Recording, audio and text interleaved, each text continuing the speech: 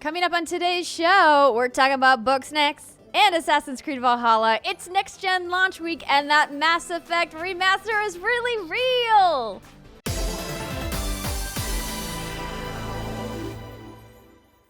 What's good, everybody, and welcome to another episode of What's Good Games Live here at twitch.tv/whatsgoodgames every Monday morning at 11 a.m. Pacific time for your video game news, commentary, analysis, and funny stuff. I'm Andrea Renee, joined by Miss Brittany Brombacher. Hello. And we have special guest, Kayla Jouet is here. Hello, I'm here. Yay! Welcome to the show. We're so glad we finally were able to have you. We know we had you for Watch Along, which feels like ancient history. Oh my gosh, so long ago. But glad to have you on the Monday show. For everybody who does not know, Kayla is from a website called Uppercut. She is the PR coordinator. And could you tell us a little bit about who Uppercut is? Sure. Yeah. So we are a games media outlet, and we focus primarily on just like diverse criticism in the industry and just uplifting like marginalized voices. And that's just really like what we're all about. Earlier in the year, you may have heard about us because we had the EGM fund. So when EGM kind of shut down, they had a whole bunch of writers who were supposed to have pieces go out throughout the year that they just were kind of like, nope, it's not happening anymore. So we wanted to do something small, and we were just like, hey, we're just trying to raise $400 and have like 2 or 3 people who had their pitches go away come on our show, or not our show, our website, and post their articles so it wouldn't go to waste. And it ended up getting so much traction that I think we got to have like 40 pieces from EGM that got dropped, like come on our outlet, which is really cool. So that's us at Uppercut. But yeah, that's what we do. We just talk about criticism and games, and it's pretty cool. That's awesome. Cool. It was a really amazing way to see the community come together to support small voices in the video game media landscape, really looking to get those pieces out there. So I thought what you guys did to organize that was really fantastic. So thank you for that. And thank you, Kayla, for also being part of the What's Good Guardians Destiny buddy. Cool.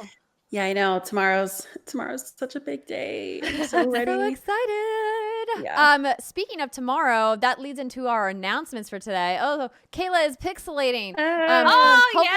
Hopefully her computer connection will there we go. She's back now.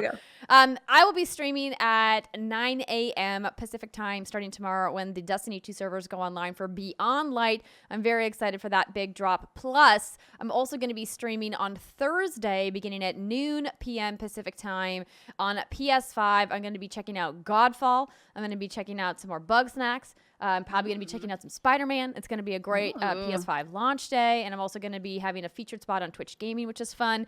And then, as we mentioned in last week's show, Alana Pierce is going to be joining us for Friday's episode. So hopefully you guys will stick around for all that cool stuff. Britt, how was your weekend? What did you play this weekend? Let me guess. Take a guess, Andrew. Just take a wild guess. Just do it. Throw it out there. Was it husbando time? Oh, so many husbandos. That game is just full of daddies. Talking about Yakuza Like a Dragon. Yeah, I thought I was nearing the end of that game, and it kind of pulled a T-Lu 2, where you're like, oh no, you thought you were coming near the end, and you're not. So now I'm faced with this position of I think I need to play other games while also juggling Yakuza Like a Dragon. You know what I mean? It's like, okay, this game clearly has no intention of stopping anytime soon, so I have to check out some of these other games that we're going to be talking about in the news today, Andrea. Oh, yes. So why don't we go ahead and jump right into the news? If you were on social media at all this morning, you probably noticed that 2 major review embargoes were lifted for 2 wildly different games. Bugsnax coming to PS5 and recently announced as a new addition for PlayStation Plus when it does go live, had their review embargo lift this morning, as did the review embargo for Assassin's Creed Valhalla. So last Friday, I did a little bit of streaming right here on our Twitch channel for Assassin's Creed Valhalla. I showed you guys about 2 hours of one of the sections, more open world stuff because I didn't want to get into any narrative spoilery stuff. But now we're seeing a lot of the reviews go into quite detail. And I already saw somebody posted the ending video on YouTube. And I'm like, why? Why? Why you gotta Why do people do that? I don't know. Is that even allowed in after embargo? No, Like it's technically no. not. It's against the review guide rules, but Mm, it doesn't matter. There's always going to be that person on the internet. So just be right. wary, friends. There are spoilers out there. So if you want to utilize tags or mutes and all that, but of course, none of our conversations will have any spoilers, mostly because I haven't gotten to the end of the game. The game is giant, as if people weren't prepared for that. But Brittany, you want to run down some of these review scores for Assassin's Creed Valhalla? Absolutely. So these are all from Metacritic. So Assassin's Creed Valhalla is currently scoring an 82 on PS4, an 82 on Xbox One, an 85 on Xbox Series X, and an 85 on PC. There were no scores for PlayStation 5, so I'm assuming that PS5 codes weren't distributed for review. Just an assumption I there. was playing on Series X. as Okay, well. you were. So these reviews are, I mean, they look great. I was comparing them to Assassin's Creed Odyssey and Assassin's Creed Origins. Obviously, Odyssey released in 2018 and Origins was in 2017. And it looks like they're more or less on par, maybe a little less. The scores are a little lower from Odyssey, but definitely higher than Origins. So from what you played, Andrea, does that sound about right? Yes, absolutely. I think that there's some really amazing things that they've done and improved in Valhalla, but there's a couple drawbacks as well. I noticed a lot of the reviewers were mentioning the bugs that are in the game. There have been a plethora of bugs. Now, they pushed a patch during the review process, which was great, but the problem was that it didn't fix all of the bugs. There's still quite a few. And now, I haven't come across any game-breaking bugs, which is great. It's mostly just, quality of life things, a little bit of clipping here and there, some really funny animations, falling through sections of the world, stuff that you see typically in open world games that I think they're going to refine over time. I didn't come across, again, anything that was a major deterrent, more of like mild annoyances. But as you can see here in this gameplay footage from Ubisoft, the game is just gorgeous. The lighting effects, the animations, all of the nature that you kind of run through. I mean, it's all just really great. I mean, Assassin's Creed has long been the butt of many jokes when it comes to facial animations. And in the open world, some of the NPCs still look a little rough chuckles, but in the cutscenes, they look like way, way better than we've seen before, which I think is great. But I don't really come to an Assassin's Creed game looking for best-in-class animation. I come to Assassin's Creed for gameplay and for exploration, and I really do like some of the RPG elements that they leaned in. I don't want to go too hard into my full impressions of Assassin's Creed just yet. I'm going to save that for the Friday show. But the game is looking great, and if you liked Origins and Odyssey, you're definitely going to have a blast in Valhalla. Yeah, I'm excited to play this. And that I know chat and people listening probably like, well, duh, of course you are. It's like, but Assassin's Creed in the past has just never really hooked me. But something about this one, I'm just like, oh yeah, give me my epic braid. I'm going to go in there and slice some heads off and have some wolf dogs. Kayla, are you a fan of Assassin's Creed? Oh, I am. Yeah, I love Assassin's Creed. I Okay. never finished Odyssey, sadly, but the game was just so big that I would get really deep into it, and then I just kind of slowly fall off. So I'm still never finished Odyssey. But yeah, I'm definitely looking forward to this. We are reviewing it for Uppercut. And our one of our editors, Andrew, basically said the same thing as Andrea. There's been some bugs, some like pretty not game breaking, but pretty heavy bugs happening. So he is actually waiting until the update for PS5. But yeah, I'm very excited to play this game. Speaking of bugs, I like your segue there, Britt. Thank you. I was hoping someone would mention bugs again so I could play off of it, and you did, Kayla. You did not. Well, you can catch Thank fireflies in the game, which is a weird thing that you can do, and then you can like release them in your settlement so they can like fly around and have this cool lighting effect in your settlement, which is like a nice weird thing, but yeah, bugs. The review embargo for Bugsnax is lifted, and it's currently scoring a 79 on PlayStation 4 and PlayStation 5. Andrea, I know you started playing this, but from what I've heard so far, and I have a code and I plan on playing it as well, it just seems like it's a really cute, feel-good, quirky little game with apparently a bizarre ending, which I can't wait to find out what that is, but I know a lot of folks are talking about that. Yeah, so this game is weird, right? So it's from Young Horses, the team behind Octodad, another like cute but very weird game. And what I've loved so far about my time with Bugsnax is just like the cute little touches. So this is a PlayStation 5 game, and they utilize the DualSense controller, which I gushed about on Friday's show. Like, for example, whenever you catch a new Bugsnax, it like says its name through the microphone inside the controller. So it's like Strawby or Frider or whatever the bug is that you catch. Like and Pokemon. all of these characters that you're seeing on screen here are just, they all have these weird, quirky personalities. The voice acting is done so well. There's just such a kookiness to it that you kind of can't help but smile at when you play.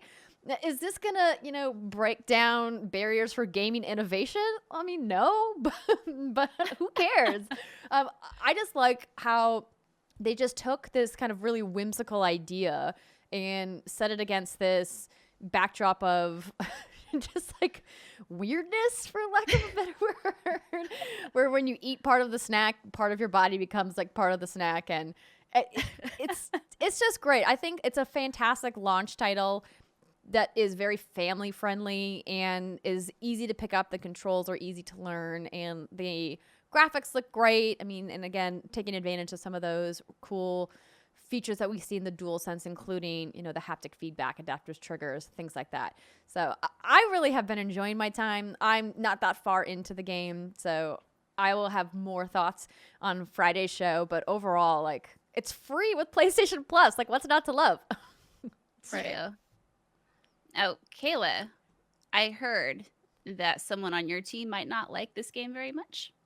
Yeah, so we got 2 codes actually for our team. So there is a review up right now on our website at uppercutcrit.com.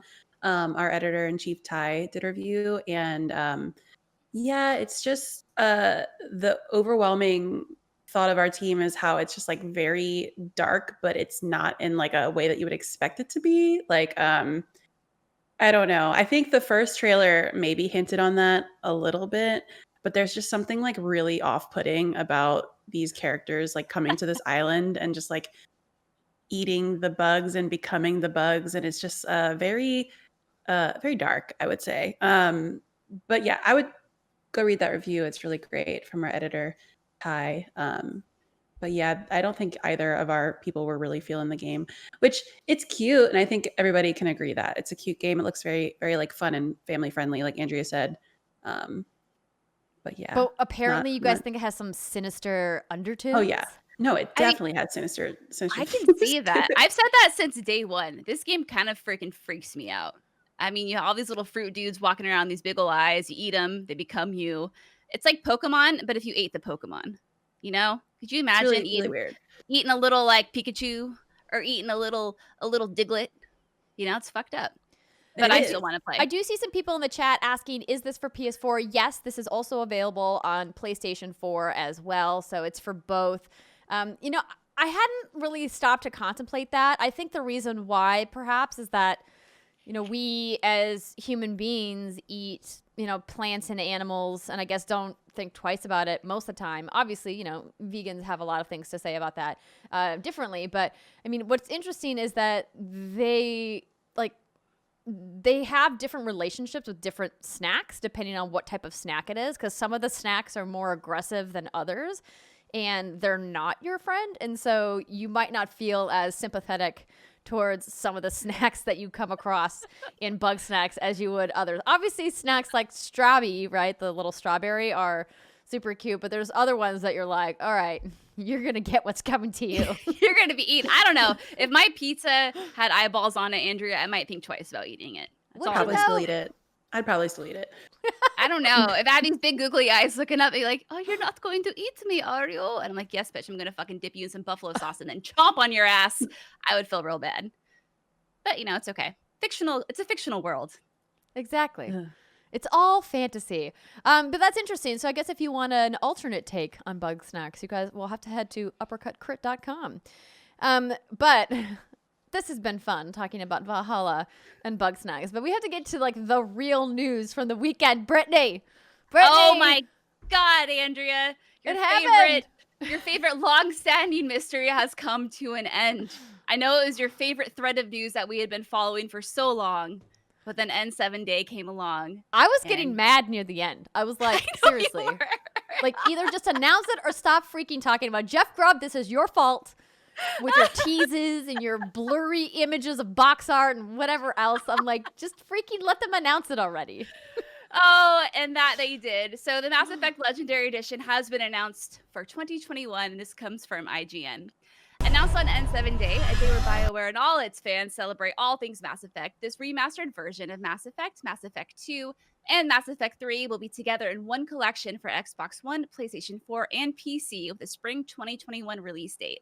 It will also have forward compatibility and targeted enhancements on Xbox Series X and PlayStation 5. So this Mass Effect Legendary Edition will include single-player-based content and DLC for Mass Effect 2, and Mass Effect 3, with all the promo weapons, armors, and packs, and will be remastered and optimized for 4K Ultra HD. VP Studio GM of BioWare, Casey Hudson, said that the team at BioWare's goal was, quote, not to remake or reimagine the original games, but to modernize the experience so that fans and new players can experience the original work in its best possible form. Brittany, look what I did just for N7. Oh my god, you fucking nerd. I love you so much. I had to do it, you guys. Oh, that's so good. I saw that. I was talking with Kayla before we started recording that NZXT, a popular computer case maker, did a specialty N7 case that, of course, sold out like instantly. And obviously, I have a very big, beautiful case that we built with our friends at AMD and InWin. But that case looked so cool. I was like, ooh, I can do a custom front on my computer, though. Woo, woo. Oh, that does look really cool, though. I am jealous of that. That's sexy. Well, you know, it's here. It's the InWin 309. So if you want to watch it's not here. So what do you think someone about in chat asking to watch this trailer again, so I'll run it again for you. I told Kayla that we were going to have to give her a little bit of shit because she still has not ever played Mass Effect. Listen. Okay. Plead your case. I don't know what was going on with games around that time, but this was before before I dipped my toes into BioWare. And I've been saying that I've been wanting to play, but I was just waiting on, because I know some of them or all of them are on Game Pass, right? Yes. Well, they are now because EA Play announced that they were doing a partnership with Xbox Game Pass, and so they are going to be available. Yes, and they were available through backwards compatibility on Xbox One. So I installed all of them except for the original Mass Effect on my Xbox One S, I believe, because I went back and replayed Andromeda when they pushed that massive update. I think it was like a year and a half ago. And they fixed a ton of bugs. They made a bunch of animation improvements and really did a lot of fine-tuning with the game. And so I wanted to revisit it because I, like many people out there, think that Andromeda was really underrated and got a bad rap because of all of the problems that had at launch. But then the team at BioWare did go back and fix a lot of things that were wrong with that game. And ultimately, I think that game is a really great game. Obviously, I have a lot of affection for the original trilogy, like a lot of people do, and Mass Effect 2, to this day, I will defend to my death is the best of them. But Andromeda didn't get a fair shake, and so if you never ended up playing Andromeda, I highly recommend you check it out, particularly now that it's been updated. Right. Yeah. I was looking at some of the release dates of Mass Effect, and I can't believe it's been this long. So the first Mass Effect released in 2008. Mass Effect 2 came out in 2010, and Mass Effect 3 came out in 2012. Does that just blow? Yeah. Like what? So anyway, Kayla, I don't know what you were doing around 2008 to 2012. Yeah, that's what I'm born, looking at. maybe? I was, hey, hello. I am a millennial cusp, okay? I am a millennial Gen Z cusp. I'm a 90s baby. Come on. I was playing Grand Theft Auto, apparently. I'm looking at what 2008 was doing. That's what I was doing. I was playing Grand Theft Auto. Or World at War. That was what I was doing. Yeah. But it's not a bad thing to play. 2008 was like deep Rock Band and Guitar Hero for me. Like really yeah. That probably was exactly what was happening too. But now we're getting the remaster and you can't give me shit anymore because I will play through it because I know this is like totally my kind of game. Y'all know I love Destiny and I know Dragon Age is not like that, but it's BioWare. So, I'm going to dive in. Don't worry. I'll give Okay. you my feedback. It's fine. I Oh, think yeah. you're going to love it. The relationships in the Mass Effect franchise are phenomenal. And if anybody out there listening or watching has not taken the time to check out the Mass Effect franchise and you like sci-fi, even just the littlest bit, I think that you won't be disappointed if you start from the beginning. And the beauty of playing Mass Effect from the beginning, and we don't normally tell people that they have to go all the way back to the beginning, but for Mass Effect is that you can bring your save with you between all three games, and then the choices that you make in each of those games is going to be ultimately reflected in the final game. Now, how those choices are implemented is up for debate, and a lot of people had very hot thoughts about how they were implemented in Mass Effect 3, which we can maybe revisit once the remaster comes out. But so few games do that allow you to really bring all of those choices with you. But they do also have like little mini kind of like comic strips at the beginning of each of the games now that allow you to kind of like choose some of those key narrative choices without having to go back and play. But I mean, with the remaster, I kind of just do it. Just do it. I'm going to do it. I want to. I don't know what's happening in spring 2021, but hey, I can make some room for Mass Effect. I feel like we still don't have a clear picture of what's coming in spring 2021. I think after the Game Awards, we probably will have a better idea because there's a lot of games that are anticipated for 2021, but we have no idea when they're coming out, right? So we have like Horizon Forbidden West, God of War Ragnarok. Clearly, there's going to be another Call of Duty. Wait, which one? Resident Evil? Yeah. Yeah, Village. Do you think that's going to be spring? No, I don't know. Who could say? I mean, something tells me it's gonna be later than that, but like, who knows? We don't know. Okay, rewinding. Didn't we just see something about Horizon Forbidden West being Q2 of 2021? I don't remember. I do see Bunko in the chat saying Outsiders. So Outsiders has been confirmed for February 2021. So that's still technically winter. That's Q1. So, I think we're looking more at Q2 for next year. But yeah, so a few hours ago, Horizon Forbidden West was confirmed for second half of 2021. So that's out. That would make sense. Like in the fall, like a holiday, or maybe even like a September release. That seems right for Horizon. It's so hard to tell in the last year when games are actually going to come out. Like it's hard to pinpoint with the world happening. Especially with COVID and everything that's happening with COVID and all of the delays. We actually just got another delay that we had in our In Case You Missed It section for the Medium, which we'll get to in just a second. But speaking of COVID, and I'll come back to this other PS5 story in just a second. There was a story, which was kind of a weird one that came out this morning that, Britt, you pulled from IGN. I did, yeah. So COVID-19 vaccine announcement seems to cause some game companies' stock to drop via IGN. So as news of a milestone COVID-19 vaccine was announced today, many games companies saw their stock price drop sharply, seemingly as a direct result of the news. News of I don't know how to say that. Pfizer, thanks. No problem. BioNTech vaccine with an apparent 90% effectiveness began to spread around 5 a.m. Pacific today. EcoPartner CEO Thomas Bro then noted that at the same time, the stock of CD Projekt Red and Ubisoft had dropped sharply over the earlier levels. The same effect seems to go to the likes of Take-Two, Unity, EA, and Activision Blizzard.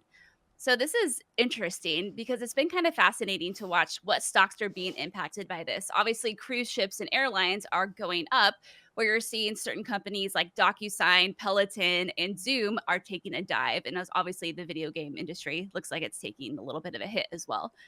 Interesting. Yeah, it's weird the way that stocks react to news like this, particularly since we don't know how quickly they're going to be able to make vaccines. I think it's really encouraging that there's something that has this much effectiveness. I think we're all really, really hoping that by the end of 21, by this time next year, that we've at least gotten almost back to normal, right? If not back to normal. But I think like, the real problem is like how fast can vaccines be made worldwide by a single amount of companies, and can they maintain the consistency and quality of those vaccines?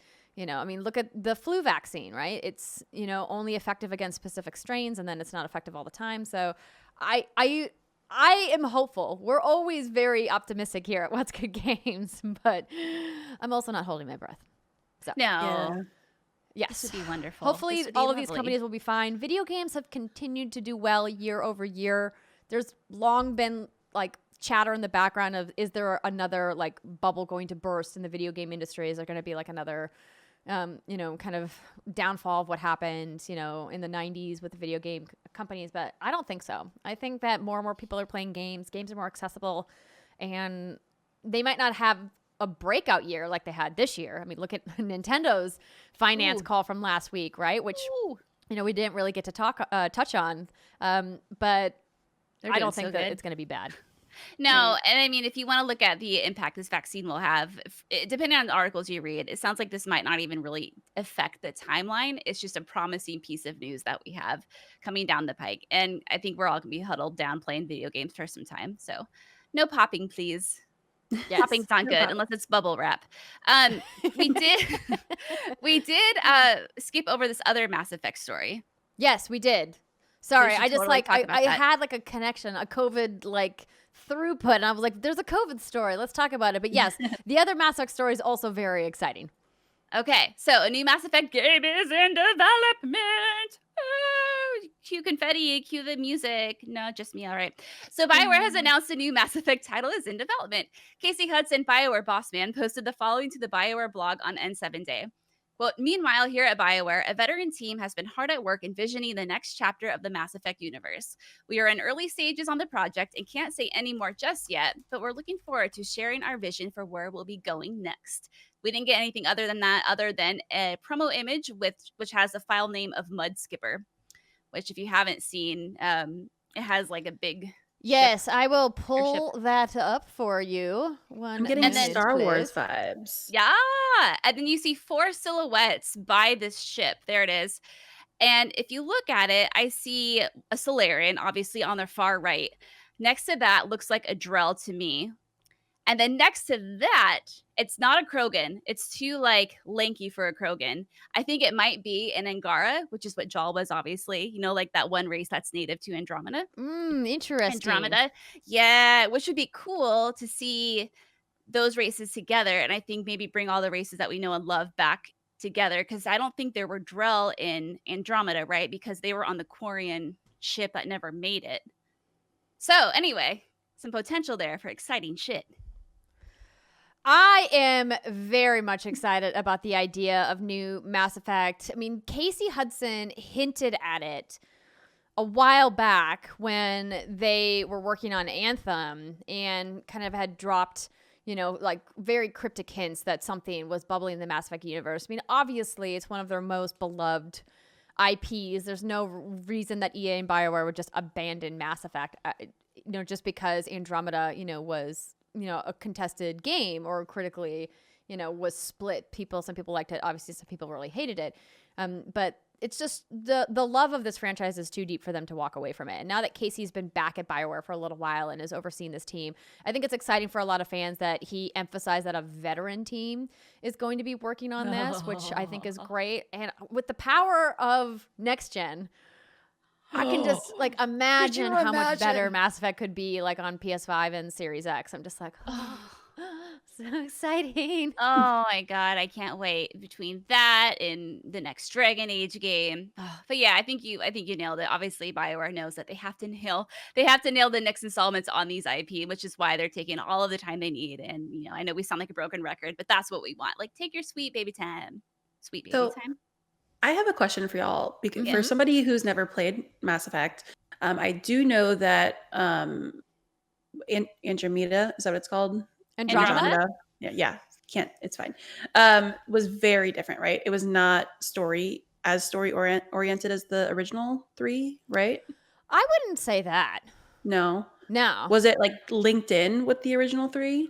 Yes, definitely. I mean, there was a lot of, I think there was fans of the franchise were hoping that there'd be more ties to characters and storylines from the original trilogy, because they left a lot of narrative arcs kind of not unspoken, but they didn't acknowledge them and left the community kind of going, but but what about all of these things that you could have easily found a way to acknowledge, but you didn't? And I think people assumed that would come either in a sequel or in DLC, which obviously never happened. And so there's a lot of loose ends. The Quarian ship, of course, the Quarian fleet being one of them. And I think there's a lot of things like that the community is looking forward to. But there's also, I think, a debate amongst people. And Britt, I would love to hear your thoughts. Is if you want like an Andromeda sequel, like an Andromeda 2, or if you want like a Mass Effect 4. I think they... I can't see this game being titled anything Andromeda related, just because I feel like with that just comes an automatic negative buzz around it. And Mass Effect 4... I feel like would be kind of weird, a weird title as well. I feel like if they're going to title this thing, it would have to be something like Mass Effect : something, something, something. And I also really liked Andromeda, and I liked it so much. My early review code when I reviewed the game was on PC, so I played that whole thing on PC. Now that's saying something, because I don't like playing on PC.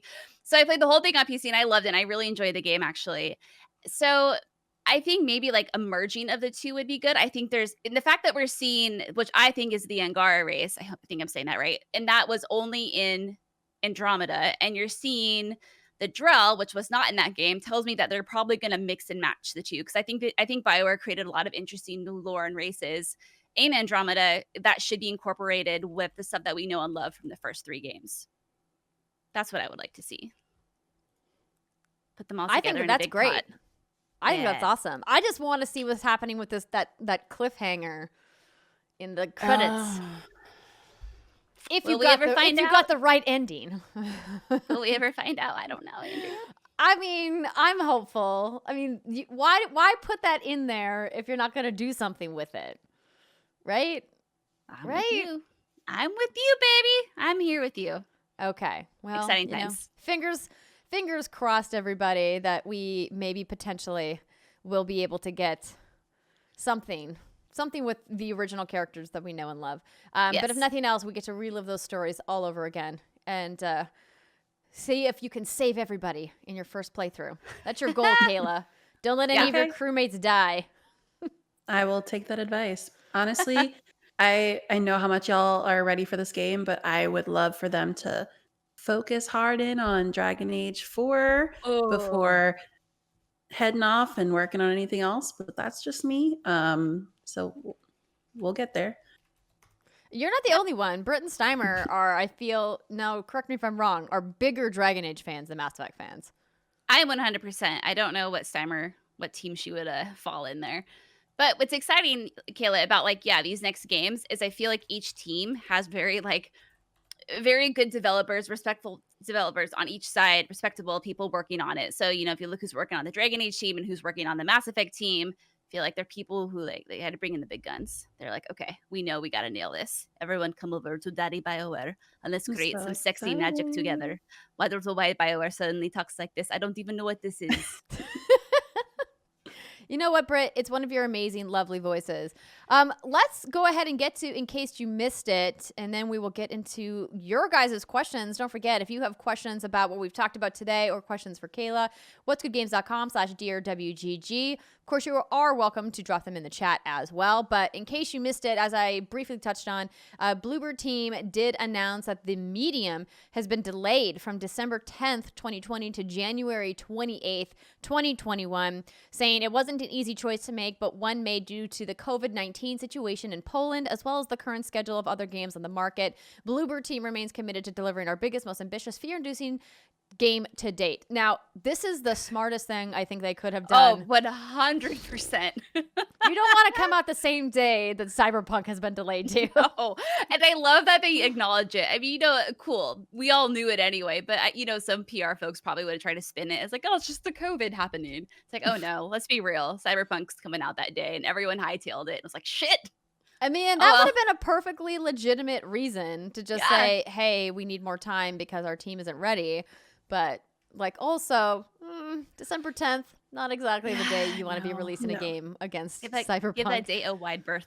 Yes. It's interesting because sometimes I'll see smaller indie games with launch dates on next to a couple of really big AAAs, and I'm like, but why are you doing that to yourself? Don't do that. I mean, some people might just be diving into that AAA, and then they're just like, I need a break. Let me pop into this little indie game, give myself That's some fair. time. That's But fair. it's a lot. It honestly, another one bites the dust. Cyberpunk just keeps kicking everything out. But Well, Yeah. if they're actually going to come out on time, I Right, don't right. anticipate them having yet another delay. That would be probably pretty catastrophic from a messaging and PR standpoint for them. But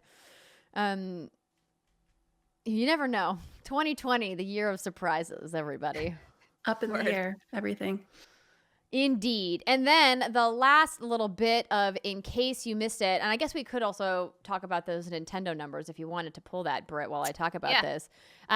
Team 17 and Ghost Town Games have announced Overcooked All You Can Eat, the definitive edition of the award-winning Overcooked, has launched on Xbox Series X and Series S today.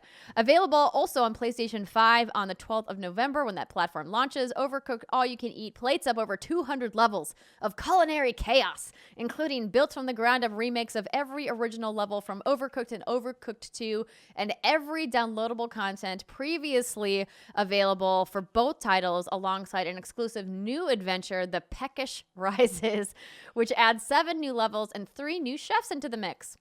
Every kitchen is going to run in 4K at 60 frames per second, as if you needed your kitchen on fire in 60 frames per second.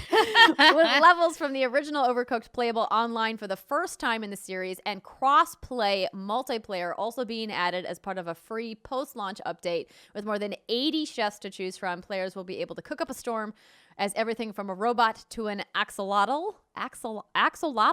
What is that? I don't know what that is. No clue. Nope. Okay, well, Google. If you know what that is and you can tell us, let me know. But 80 chefs to choose from is quite a amazing selection. Oh, it's a Mexican walking fish. A Mexican walking fish. It's known as the Mexican walking fish. It's a neotenic salamander related to the tiger salamander. All right then. All right, there you go. They're the really cute little Pokemon-looking things, Andrea. Like, they have the little, like, white bodies, and they have those little, like, red things coming out the top of them. You would know it if you saw it. They're like Okay. salamanders, right? Yeah. Cute.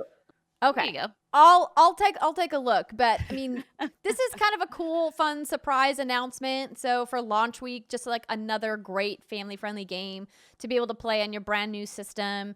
If you don't necessarily want to focus on the backwards compatible games, there's a bunch of games coming out this week. I think that this launch lineup is such a interesting selection. Every launch, there's only really a couple of big new games that come out. I think we all go in anticipating there's going to be a ton, and in reality there's a handful. But this is kind of fun for people who haven't been able to experience Overcooked before, and the cross-play that they're going to add is a really great feature. This game has never done it for me because I don't like yelling at my friends. Well, you gotta play together, you know. But, Hard to there's play just some together. people, you can't play. It's all yelling and, oh my God, you didn't do this. And why is my food all on fire? Oh, Bertha, what's happening? Who's Bertha? Clean I your don't know, but dishes. she was Yeah. a part of that conversation. Yeah, I don't know. That's cool. I mean, great.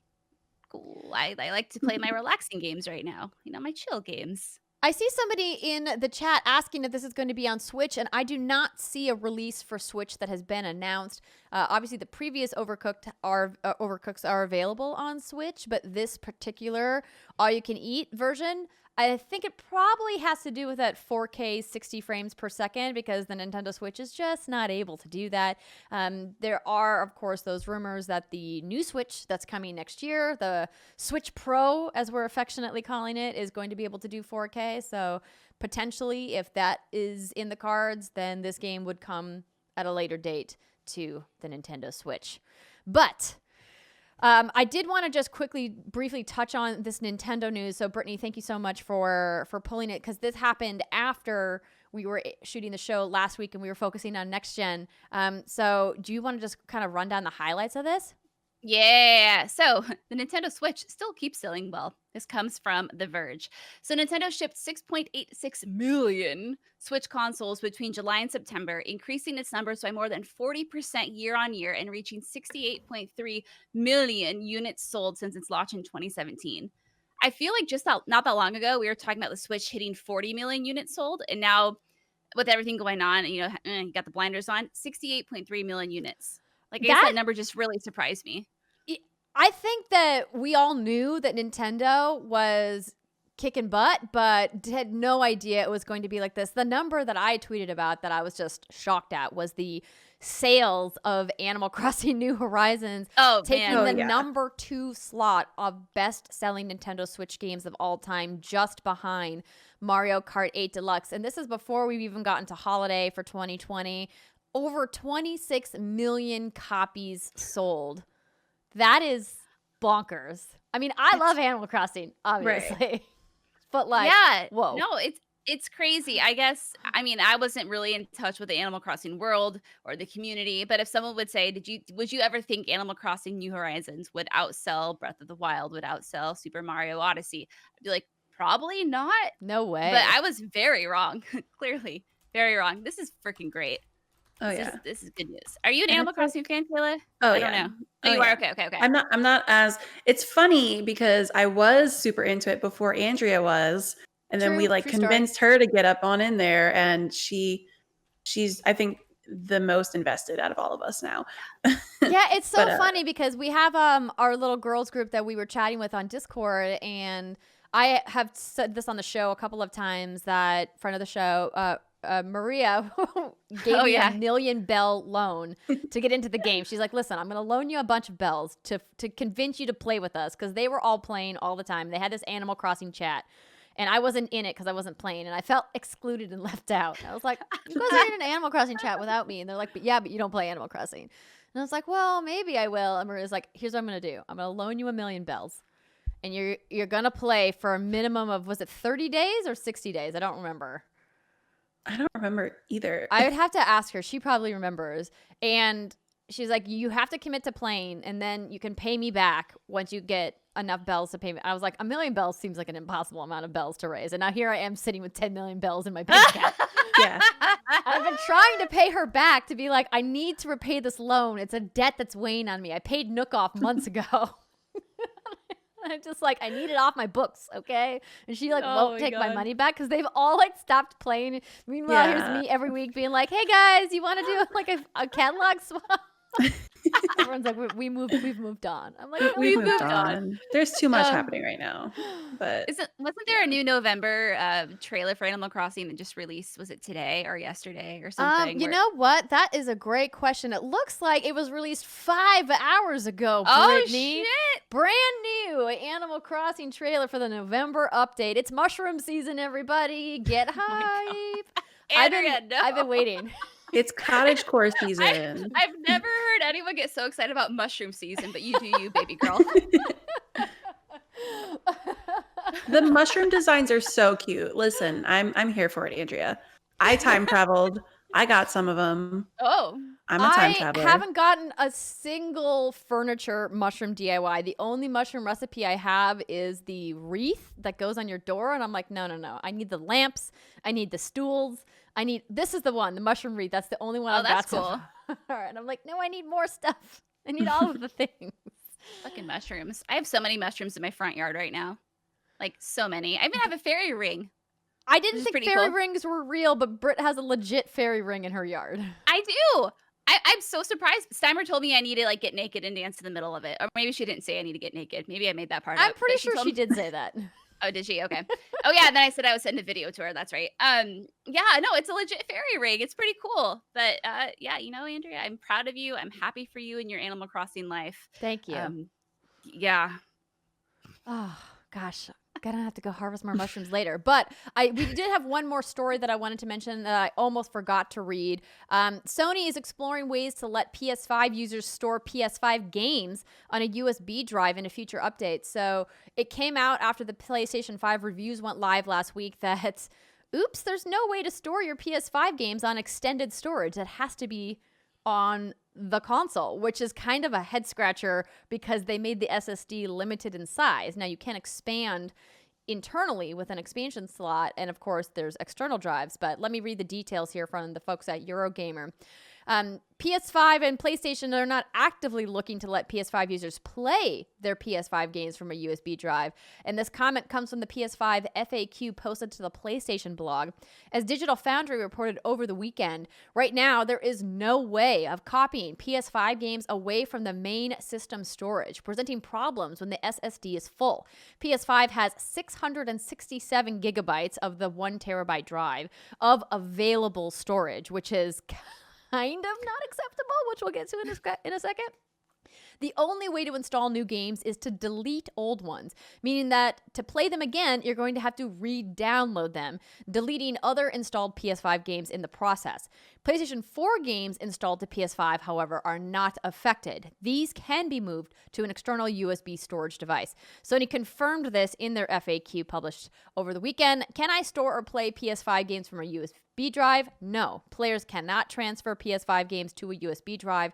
PS5 games must be stored on the console's internal high-speed SSD for gameplay. Explorations for allowing players to store but not play PS5 games on a USB drive in a future update are underway. You can, however, store and play PS4 games from a compatible USB drive connected to a PS5. This to me is like a major fuck up. Like, what's up with that? I mean, with games like Call of Duty, Rainbow Six Siege, Destiny, all clocking at over 100 gigabytes a piece, and we haven't even seen Sony's first-party major AAA games, like what's God of War and Horizon Forbidden West going to look like? Like, this to me is unacceptable. I wonder when this update's going to go live. I mean, if you're talking like in a month or so, okay, cool, that's fine. Like, I can accept. I mean, it's still a huge oversight, yes, but it's not a huge deal. But if it's 6 months away, like, that's bizarre. Yeah. I can see it like it doesn't need to be a problem right now. There's not a ton of games at launch. Like, it'll be fine, you know. But again, like Andrew was saying, if you're a big Call of Duty fan, those are massive games, and they're just gonna like take up so much space. And how easy would that be for an update, right? To just be like, okay, now you can do it. I feel like that's not something that's going to be an easy switch to flip. So hopefully they figure that out before all the games next year come out. But absolutely. I think my biggest problem with this is that they didn't clearly communicate this to consumers before launch. It's literally 2 days before launch. Many people have already had their credit cards charged. The shipments are underway. People are excited. Like, this to me is a key, crucial piece of information that you have to tell your consumers, particularly since there's probably millions of consumers out there that have made plans to buy external devices to store additional games, knowing that the internal drive is only a terabyte, of which, you know, like, what, 60% of which you can use, like, because they've partitioned so much of it for system storage. And I'm just like, how is this a thing that you guys did not say until just this moment?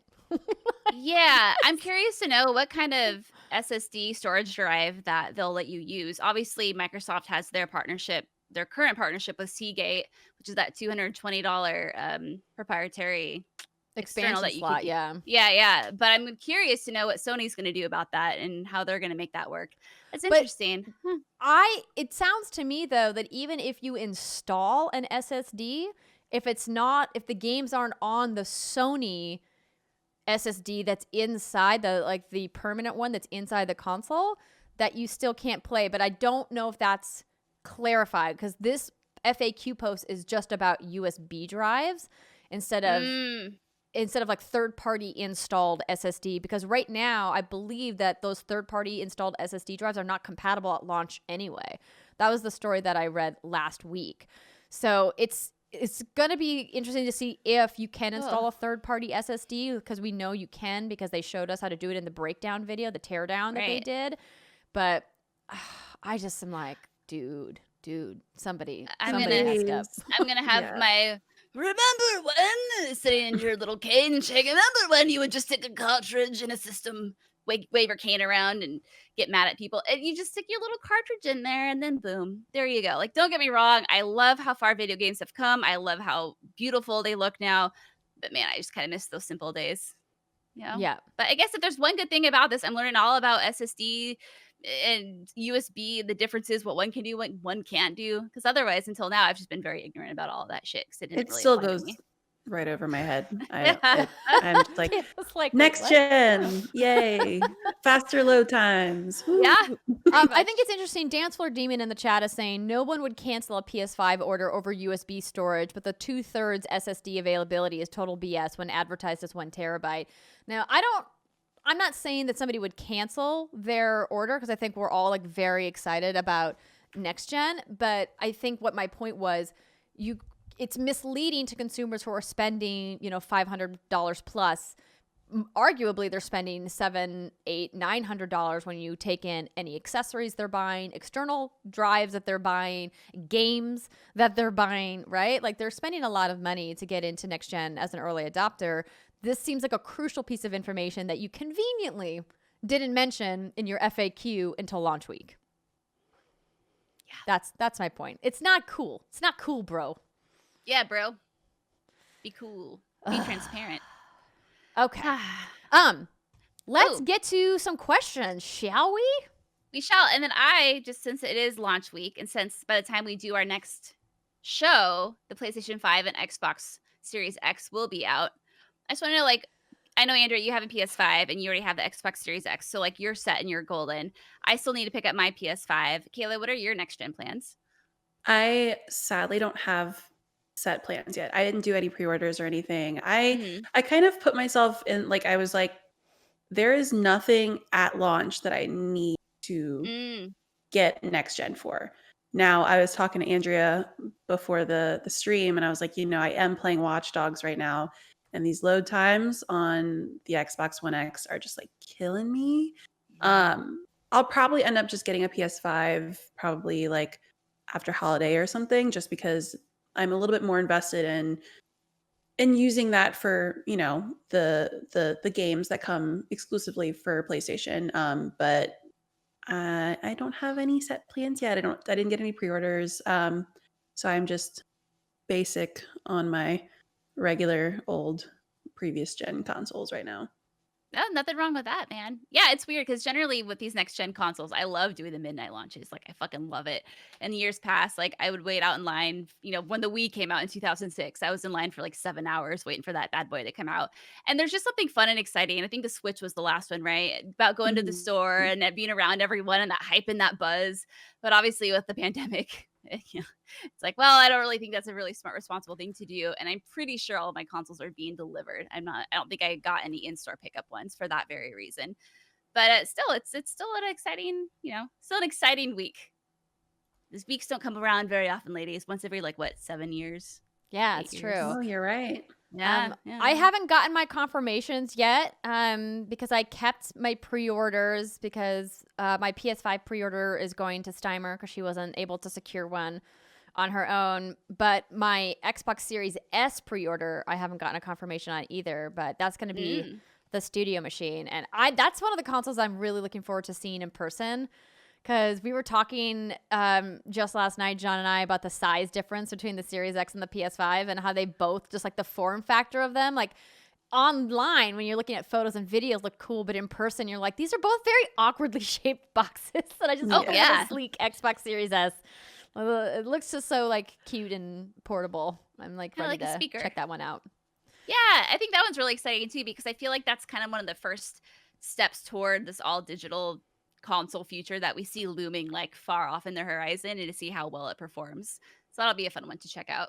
Well, you're gonna check it out. Yeah.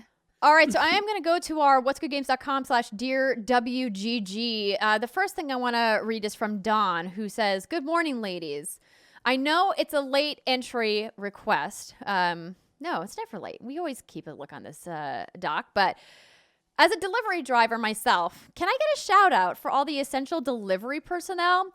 Big Brown, Big Purple, Big Blue will all have their hands full. We're cardboard warriors working our hardest to get those new consoles, games, and snacks directly to your door as fast as possible. Please be patient. Thank you, be safe, and be well. And P.S., while I'm not really a fan of solicitation, however, if you know anyone unemployed, let them know that delivery companies are in desperate need of personnel and could really use some help this upcoming holiday season. So, Don, we have no problem giving a shout out to the cardboard warriors who have been busting their butts since the beginning of the pandemic back in the spring. I talked to my local postal carrier. His name is Dan. I know he doesn't listen to the show, so he'll never hear this. But he's been the postal carrier in our neighborhood for over 25 years. And he said it's been like Black Friday shipping for like 6 months. Oh, boy. He's like, it's been awful, and people don't understand that everyone's getting everything shipped, and like we are dealing with so many packages.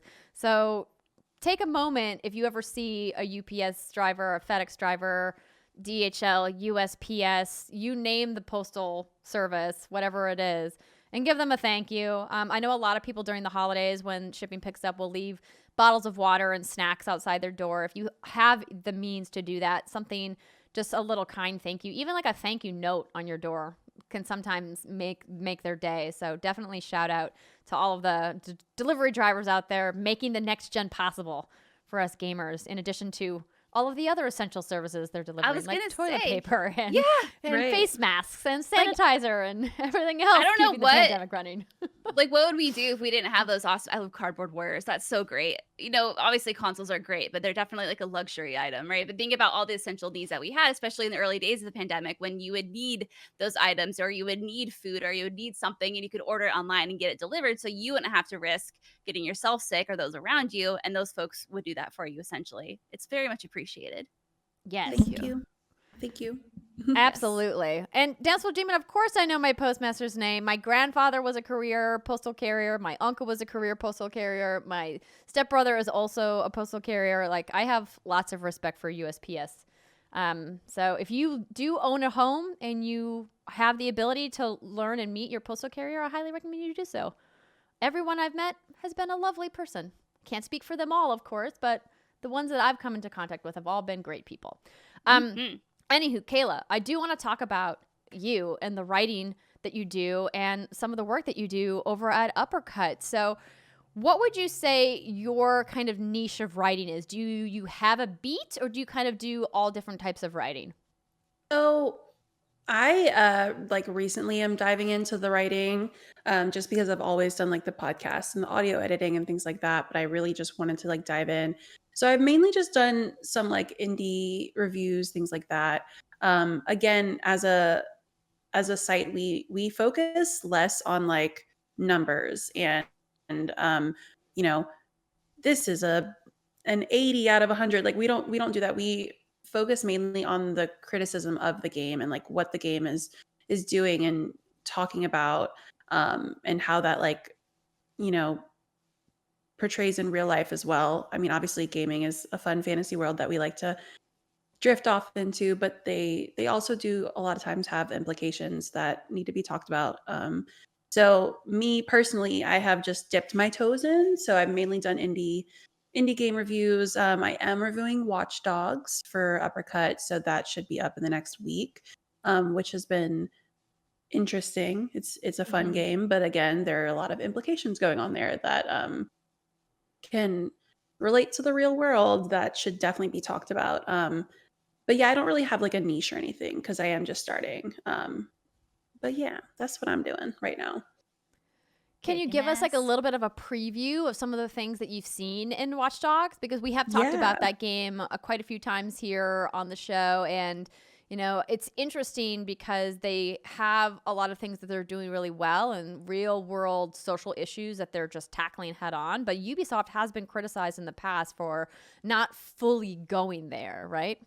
And it's basically what I think about the game so far. Like, is the game fun? It's fun. There's a lot of really cool like puzzle mechanics with the hacking and things. But I also feel like if you're gonna make a game about an uprising or a revolution when we have like the political climate that we're in today, I think you should probably say a little bit more. I think it's easy to just be like, yes, we're hackers and we're overthrowing the government. It's super cool. But also it's like, but what exactly are you doing? What are you saying? Are you criticizing like the UK in particular? Because there's no actual, they can't use people's real names and things like that. But I mean, just thinking about it's fun and cool to be a hacker and to have a revolution, but what does that actually say? Like, what are you actually asking of people and making a statement by? So I think that's something that I'm talking about a lot, is just standing by what you have to say and not just putting it in for like a fun gameplay, So that's, the game's fun. It's definitely, again, load times, fast traveling, kind of a pain, but fun game. I just do wish that there was more being said, I guess, behind the overall theme. Did you watch the 90s classic Hackers? I did not. Maybe I should. I highly maybe I'll do that tonight. recommend you check it out. Okay. Not that it, has any kind of, connection to Watch Dogs, but speaking of hackers and hacker culture, it's a classic movie that everybody should watch. Notice how she doesn't even ask me if I've seen it, 'cause she knows. Oh yeah. No, see, I knew what Brittany's answer was going to be. I didn't need to ask her. But I think that that's interesting. I think that there's obviously a lot of different sites out there that exist that do criticism, but the type of criticism that Uppercut does specifically kind of has its own niche. Do you guys find that niche helps or hinders the kind of content that you make? Sometimes I feel, well, I don't know. We don't really tend to cover a lot of like AAA games. I feel like there is a lot of maybe like worry on the back end of like, oh, well, like what if we talk too harshly on this game and then we don't like get to review them anymore? But I don't think that's something that we ever care about. Like, we're just really wanting to like speak to our audience and speak to like our opinion of the game and get it out there. And we haven't really had any pushback, which is cool, because I think most people understand that. They're like, you're not going to get perfect scores all the time. And it's also like, I think, room for feedback.